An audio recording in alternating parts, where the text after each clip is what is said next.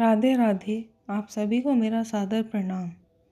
आज यानी कि 31 मार्च को नवरात्रि का दूसरा दिन माँ ब्रह्मचारिणी की पूजा अर्चना की जाती है। तो आज हम माँ ब्रह्मचारिणी की व्रत कथा के बारे में जानते हैं। नवरात्रि के दूसरे दिन माँ ब्रह्मचारिणी की उपासना की जाती है। आपको बता दें कि ब्रह्म का अर्थ तपस्या है और चारिणी का अर्थ आचरण करने वाली यानी तप का आचरण करने वाली देवी माना जाता है। माँ का यह स्वरूप श्वेत वर्ण का है।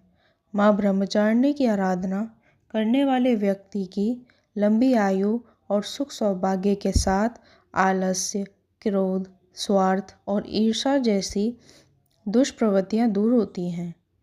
वहीं अगर आप नवरात्रि के दिन माँ ब्रह्मचारिणी की पूजा अर्चना कर रहे हैं तो आपको व्रत कथा जरूर सुननी चाहिए। आइए जानते हैं इस व्रत कथा के बारे में। पूर्व जन्म में ब्रह्मचारिणी देवी ने पर्वतों के राजा हिमालय के घर पुत्री रूप में जन्म लिया था। साथ ही नारद जी के उपदेश से भगवान शिव को पति रूप में प्राप्त करने की घोर तपस्या की थी।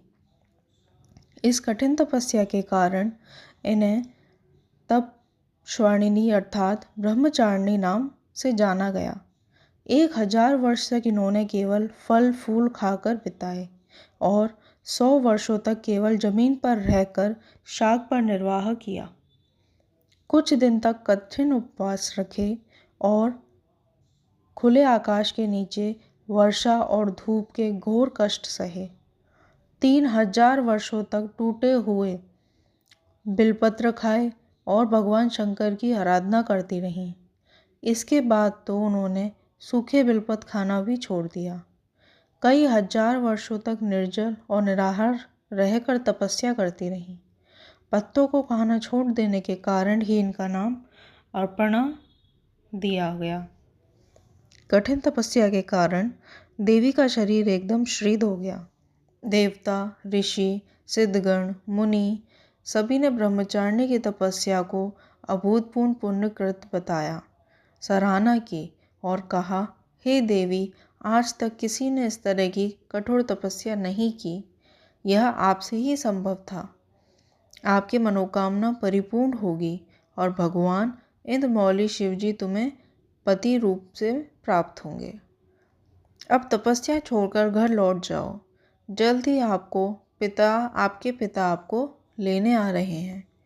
माँ की कथा का सार यह है कि जीवन में कठिन संघर्षों में भी मन विचलित नहीं होना चाहिए। माँ ब्रह्मचारिणी देवी की कृपा से सर्व सिद्धि प्राप्त होती है। या देवी सर्वभूतेषु माँ ब्रह्मचारिणी रूपेण संस्थिता नमस्तस्यै नमस्तस्यै नमस्तस्यै नमो नमः।